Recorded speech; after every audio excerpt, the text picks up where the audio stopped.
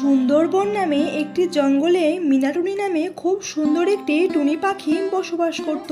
সে সারাদিন তার নিজের ঘরটিকে মেরামত করে সাজিয়ে গুছিয়ে রাখত।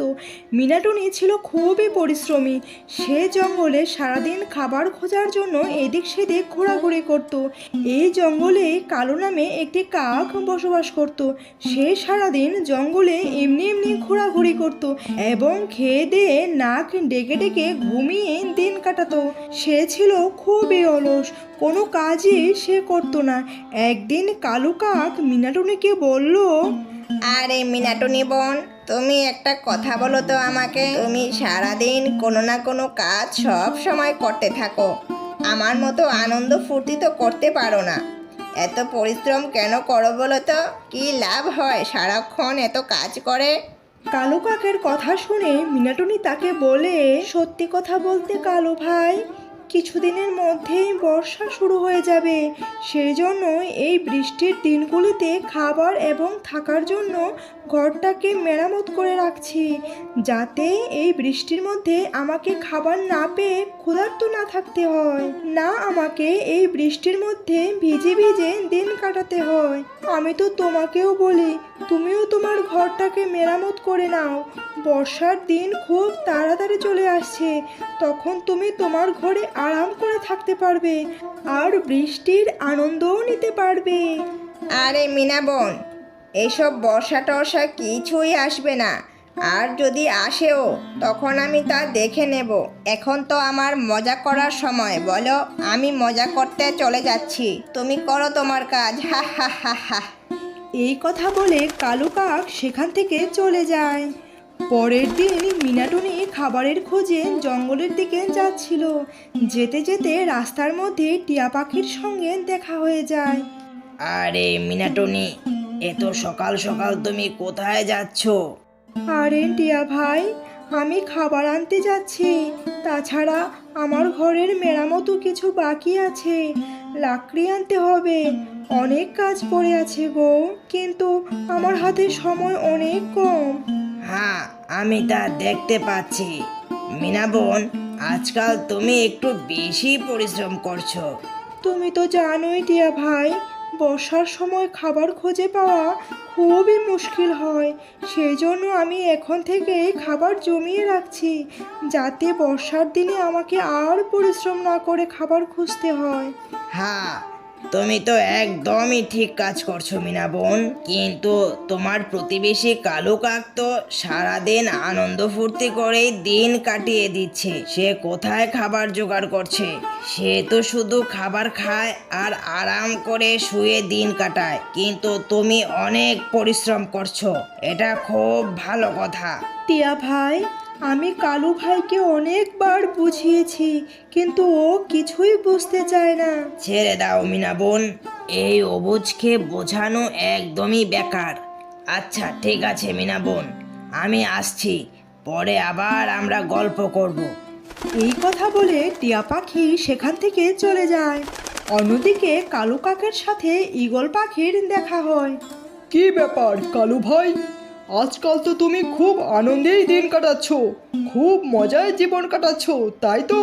আর আমি তো এদিকে ক্ষুধার জ্বালায় মরে যাচ্ছি। আরে গোল ভাই, আগের মতো আর আনন্দ কোথায় করি বলো? আমার প্রতিবেশী আছে যে ওই মিনাটুনি, ও আমাকে সব সময় এত জ্ঞান দিতে থাকে, আমি ওর জন্য একটুও শান্তিতে ঘুমোতে পারছি না, শান্তিতে থাকতেও পারছি না। আমার জীবন খুব খারাপ হয়ে যাচ্ছে দিন দিন। আরে কালু ভাই, আমি তোমাকে কতবার বলেছি ওই মিনাটনিকে যেভাবেই হোক আমার কাছে নিয়ে আসো। কতদিন হলো কোনো পাখির সুস্বাদু মাংস খাই না। আমি ওকে একদম রোস্ট বানিয়ে ফেলবো, তোমার আপদটাও বিদায় হবে আর আমার পেটটাও ভরে যাবে। আরে গোল ভাই, ওই মিনাটুনিকে ধরা অত সহজ নয়, ও খুবই বুদ্ধিমতী পাখি। ঈগল ভাই, এই মিনাটুনিকে মেরে রোস্ট করে খাওয়া অত সোজা নয়, এই কাজ আমার দ্বারা হবে না, তুমি অন্য কোথাও শিকার খুঁজে মাংস খেও। কালু কাকের এই কথা শুনে ঈগল পাখি প্রচণ্ড রেগে যায়। ও কালুকে বলে, তুমি এত অলস যে তুমি নিজের খাবারই খুঁজে আনতে চাও না, তুমি আবার আমাকে মিনাটনিকে ধরতে সাহায্য করবে। চলে যাও এখান থেকে, তুমি তো কোনো কাজেরই নও। এই কথা বলে ঈগল সেখান থেকে চলে যায়। কিছুদিন পর বর্ষার সময় চলে আসে। সারাদিন মুষলধারে বৃষ্টি হতে থাকে। মিনাটুনি তার ঘরে আরাম করে বসে থাকে। অন্যদিকে বৃষ্টিতে ভিজে যাওয়ায় কালু কাক ঠান্ডায় ঠক করে কাঁপতে থাকে। কালু কাককে দেখে মিনাটুনি বলে, দেখেছো কালু ভাই, আমি তোমাকে অনেক আগেই বলেছিলাম ভালো একটা ঘর বানিয়ে নিতে, বর্ষার সময় চলে এসছে, কিন্তু তুমি আমার কোনো কথাই শোনোনি। যদি আমার কথা তুমি শুনে ঘরটা বানিয়ে নিতে, আজ এইভাবে তোমাকে বৃষ্টির মধ্যে ভিজতে হতো না। যাও, এখন আরো মজা করো, বৃষ্টির মধ্যে ঠান্ডায় কাঁপতে থাকো। মিনাটনির এই কথা শুনে কালু কাকের প্রচন্ড রাগ হয়। ও উড়ে উড়ে মিনাটনির ঘরের কাছে চলে আসে এবং জোরে জোরে ধাক্কা দিয়ে মিনাটনির ঘরটিকে মাটিতে ফেলে দেয়। মিনাটনি এই ঝড় বৃষ্টির মধ্যে ঘর ছাড়া হয়ে যায়। সেও বৃষ্টিতে ভিজতে থাকে।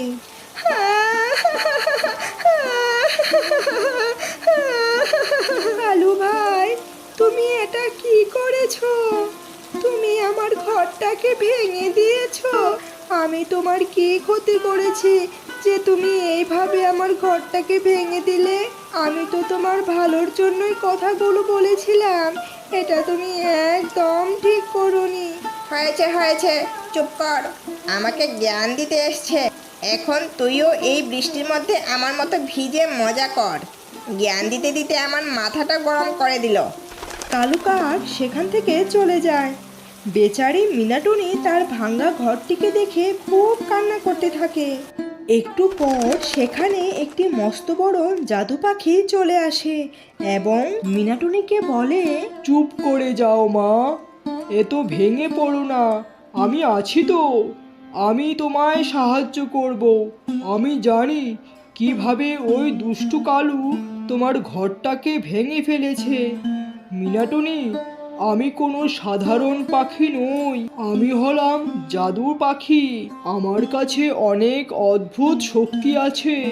এই শক্তির মাধ্যমে আমি তোমাকে অনেক সাহায্য করতে পারবো। কিন্তু বাবা, আপনি আমাকে কেন সাহায্য করবেন বলুন? আমি তো আপনাকে চিনি না। আরে মা, আমি তোমাকে রোজ পরিশ্রম করতে দেখেছি। আমি অসহায় পরিশ্রমী পাখিদের অনেক সাহায্য করে থাকি। এই নাও মা, জাদুর ডিম। এটা তুমি মাটির ভেতর লুকিয়ে রাখো, তারপর দেখো কি হয়। তারপর মিনাটুনি জাদু পাখির কথা শুনে জাদুর ডিমটিকে নিয়ে মাটির ভেতর লুকিয়ে দেয়। কয়েক মিনিট পর মাটি থেকে একটি সুন্দর ডিমের ঘর বের হয়ে আসে, যেটা দেখে মিনাটুনি খুব খুশি হয়ে যায়। আরে আরে আরে আরে, এই ডিমের ঘরটা তো খুবই সুন্দর। আপনাকে অনেক অনেক ধন্যবাদ জাদু পাখি। তারপর জাদু পাখি সেখান থেকে চলে যায়।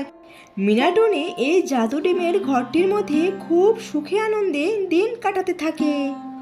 বন্ধুরা, আমাদের আজকের গল্প তোমাদের কেমন লেগেছে? গল্পটি ভালো লাগলে চ্যানেলটিকে সাবস্ক্রাইব করবে এবং ভিডিওটিতে লাইক ও কমেন্ট করে দেবে। টাটা।